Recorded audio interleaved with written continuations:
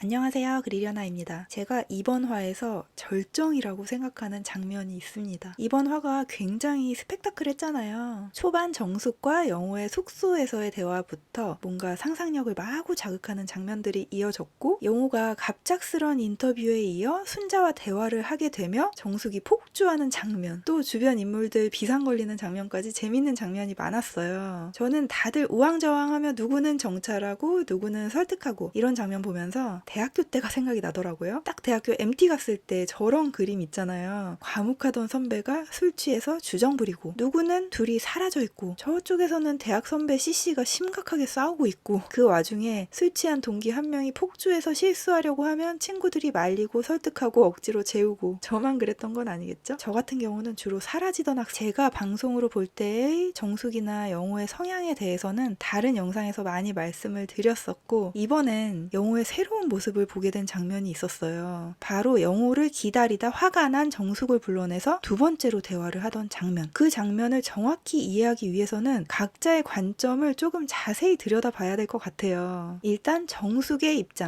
영호랑 데이트를 하고 싶었는데 그렇게 원했지만 랜덤에서도 걸리지가 않아서 속상한 데다가, 영호는 또 랜덤 데이트조차 신경 쓰이는 순자랑 하고 와서 아주 짜증이 나요. 근데 늦게라도 원하던 대로 아무도 없는 남자 숙소에서 영호와 단둘이 즐겁게 이야기를 나누게 됐어요. 영호와의 데이트를 두 번 다 순자에게 놓쳤는데 이렇게라도 자리가 돼서 뭐 기분이 좋아요. 그러다가 영호가 술을 더 가져온다고 기다리라는데 순자가 있는 그곳에 영호 혼자 보내기가 왠지 불안해요. 그래서 둘이 같이 갔다가 올 참이에요. 근데 술이랑 음식을 챙기다가 잠깐 화장실 다녀왔는데 어라? 영호가 사라졌어요. 음식만 가지고 다시 이어서 둘만의 데이트를 하려고 했는데 말이죠. 그래도 뭐 다른 데도 아니고 인터뷰 간 거니까 어쩔 수가 없긴 한데 자꾸 불안한 마음이 들어요. 왜냐? 순자가 분명히 영수랑 얘기한다고 나가기는 했지만 내 눈앞에 영호도 순자도 없거든요. 그러니까 계속 영호를 누군가가 채갈 것 같은 불안한 마음이 끊임없이 들어요. 본인의 불안한 마음을 주변 사람들에게도 여러 차례 이야기를 합니다. 근데 그 본인이 가장 우려했던 일이 현실로 벌어집니다. 영호가 순자랑 이야기하고 있다는 말을 듣게 된 거죠. 1시간이 훌쩍 넘게 불안해하고 걱정했던 그 상황이 펼쳐지니까 더 화가 나요. 본인은 분명 그 자리에서 1시간이 훌쩍 넘게 기다렸는데 영호는 나를 이렇게 기다리게 하고 순자랑 대화하고 있다는 사실에 화를 주체할 수가 없습니다. 나를 무시하고 순자랑 있는 영호에게 화가 나고, 내 눈을 피해 영호를 채간 순자에게도 화가 나요. 그래서 영호를 만나면 잔뜩 화를 낼 작정을 하고 있죠. 사실 순자에 대한 과한 적개심이 보기 불편해서 그렇지 영호한테 삐진 거 그 자체는 뭐 정숙 입장에서 이해가 갑니다. 그러면 이번엔 영호의 입장. 정숙이랑 둘이 데이트를 하다가 술을 가지러 공용 거실로 갔어요. 근데 갑자기 제작진이 인터뷰를 하자고 밖으로 불러냈어요. 정숙은 화장실에 갔기 때문에 뭐 갔다 온다는 말을 할 여력도 없었어요. 그래서 밖으로 이동을 했고 1시간 반을 인터뷰를 합니다. 아니 말이 1시간 반이지 인터뷰를 1시간 반 하면 거의 청문회 아닌가요? 어쨌든 인터뷰를 하는데 제작진이 정숙님이 돌발 행동을 막 하시잖아요. 이런 식으로 정숙의 언행에 대한 제작진의 다소 감정 섞인 질문이 들어옵니다. 근데 영호의 입장에선 그런 정숙과 이미 손도 잡고 팔짱 끼고 음식도 먹여주고 본인도 동조를 했잖아요. 그런 이상행동을 하는 정숙에게 동조를 했던 자신의 입장을 말해야겠죠. 그래서 내가 봐왔던 사람들에 비해서는 별거 아닌 정도다. 너무 별거 아닌 정도다. 그냥 귀여운 정도다. 라고 말을 하는 거죠. 영호는 대체 어떤 사람을 만나왔길래 저게 별거 아니냐 하는 여론이 많았고, 저도 보면서는 조금은 의아했는데 제작진의 인터뷰 방향을 보며 영호가 자신과 정숙을 대변하고 방어하려는 의도도 좀 있었을 것 같긴 해요. 제작진이 정숙의 행동이 다소 과하다. 근데 너는 괜찮냐? 라는 식으로 표현을 했기 때문에 영호가 아니다. 그거 뭐 별거 아니고 그런 사람 많더라. 이런 식으로 말을 하지 않았을까요? 어쨌든 제작진의 적극적인 개입이 느껴지는 1시간 반의 청문회로 정신이 쏙 빠져 있었겠죠. 근데 쉴 틈도 없이 순자를 만나게 되고 대화를 하게 됩니다. 합니다. 근데 순자와의 대화도 쉽지는 않아요. 왜냐면 순자가 영호의 현재 마음이 어떤지를 물어봤거든요. 영호는 그 난처한 질문에 매우 애매한 표현으로 모면을 합니다. 그러니 아까 정숙과 데이트 중이었다는 걸 기억하는 게 더 대단한 일이 아닐까요? 영호 입장에서 정숙과 데이트 중인 걸 잊었다는 것도 이해가 갑니다. 자, 상황은 이렇고 뒤늦게 광수의 말을 들은 영호가 정숙을 찾아가 다시 대화를 하게 되고 여기서 이 회차의 백미가 나오는 거죠. 잔뜩 화가 나서 왜 왔냐는 정숙의 뾰족한 질문에 영호가 보고 싶어서 라고 살짝 넘어가려고 합니다. 근데 정숙은 그냥 넘기고 싶지가 않죠. 너무 오랜 시간 마음고생을 했고 자존심 상하거든요. 그래서 다시 한번 따져 물으니 이번에는 태연하게 광수가 이야기를 하더라고 하니까 정숙이 그런 필요 없어 라고 합니다. 그랬더니 영호가 필요가 없다고? 나 볼 필요가 없다고? 이렇게 말하는데 저는 여기부터 영호의 전력을 살짝 느꼈어요. 전에도 제가 한번 얘기한 적 있는 것 같은데 제가 전투력이 너무 없으니까 저희 남편이 말싸움하는 법을 알려줬는데 상대방의 끝 어미만 강하게 되물으라고 했었거든요. 그 스킬의 실전을 보는 것 같은 그런 느낌이 들었습니다. 뭐?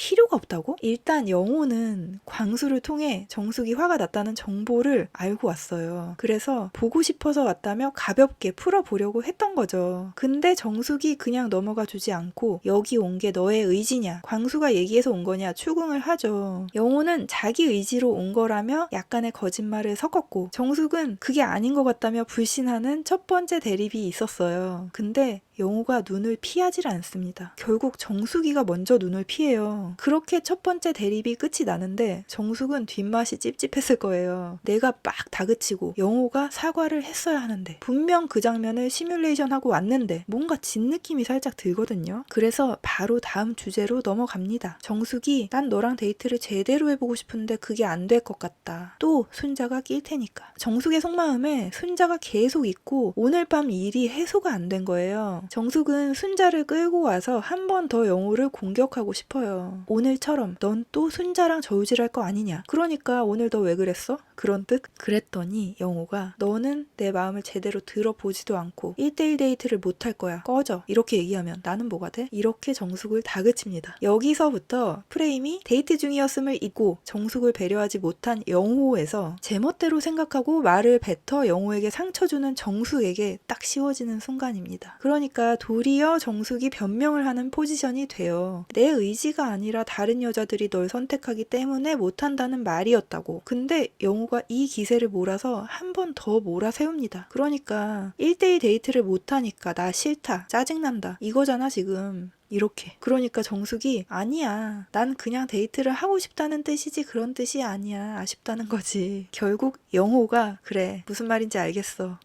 맞지? 응, 네가 잘못한 건 맞는데 너가 인정했으니까 내가 이번에는 한번 넘어가 줄게. 이런 상황. 정숙이 여기서 눈물을 흘리는데 저는 이 눈물이 영호와 갈등이 해소돼서 흘리는 눈물이 아니라 내가 몇 시간 동안 받은 스트레스를 퍼붓고 영호에게 마음에 쏙 드는 사과를 받고 싶고 그거를 예상했는데 도리어 본인이 숙이고 들어가는 게 뭔가 억울한 느낌이 들어서 흘린 눈물일 것 같아요. 우리도 뭔가 마음의 답답함이 해소가 안 될 때 눈물이 나잖아요. 어쨌든 엄밀히 따지면 영호가 잘못한 것이지만 정숙이 숙이고 들어가는 그림으로 끝이 납니다. 결국 정숙 입에서 잘잘못이 뭐가 중요해 이런 말이 나옵니다. 너의 잘못을 더 이상 추궁하지 않겠다는 뜻이죠. 여기서 끝이 아니죠. 정숙이 화를 풀고 살가운 모습으로 돌아오니까 영호가 이번엔 상을 줍니다. 내가 하고 싶은 말을 해줄까? 아니죠. 사실은 너가 듣고 싶은 말을 해줄까? 이게 맞겠죠? 나는 계속 너가 1순위라고 말했어. 이렇게 상을 줍니다. 영호가 정숙이 머리 꼭대기에 있는 거예요. 다른 여자와 데이트하느라 정숙과 데이트 중이었다는 사실을 까맣게 잊은 본인의 잘못을 1대1 데이트가 안 될 것 같고 너가 여지를 주는 것 같다 라는 말을 한 정숙에게 프레임을 씌워서 순식간에 역전을 시키잖아요. 심지어 정숙을 살짝 압박해서 해명까지 하게 만들고 나는 그걸 너그럽게 이해하고 넘어가주는 결말. 이게 사실 우리가 관찰자의 시점으로 봤고 그래서 하나하나 따져봤을 때 영호가 악역인 것처럼 보였지만 거짓말할 때 아주 자주 나오는 상황인 것 같긴 해요. 제가 이 기술을 이름을 짓자면 넌 항상 그런 식이야 기술. 예를 들어 너 왜 약속을 안 지켜? 오늘도 약속 안 지켜서 내가 친구들 앞에서 난처해졌잖아. 뭐? 내가 널 친구들 앞에서 난처하게 만들었다고? 내가 네 인간관계 다 망쳐놓는 그런 인간이라는 거지? 아니 그런 말이 아니잖아. 아니야. 그래, 내가 쓰레기지. 넌 항상 그런 식이야. 이런 전개 여러분 다들 경험해보셨죠? 약속을 안 지켰던 사람은 온데간데 없고 애인의 인간관계를 파괴한 인간과 상대를 항상 죄인 만드는 인간만 남았네요. 저는 살면서 정말 거의 싸움을 해본 적이 없거든요. 제가 평화주의자라서가 전혀 아니라 그냥 이길 자신이 없기 때문에 시도를 안 하는 게 맞죠. 100% 지는 싸움을 누가 하고 싶겠어요. 그래서 저는 저런 상황에 엄청 예민하고 불편하게 다가와요. 왜냐? 누가 싸움을 거는 것 같으면 징후를 빠르게 캐치하고 빨리 도망가야 되니까. 그래서 별거 아닌 것 같아 보이는 저 장면이 저한테는 가장 인상적이었는지 모르겠습니다. 여러분들은 어떻게 보셨는지 궁금하네요. 감사합니다.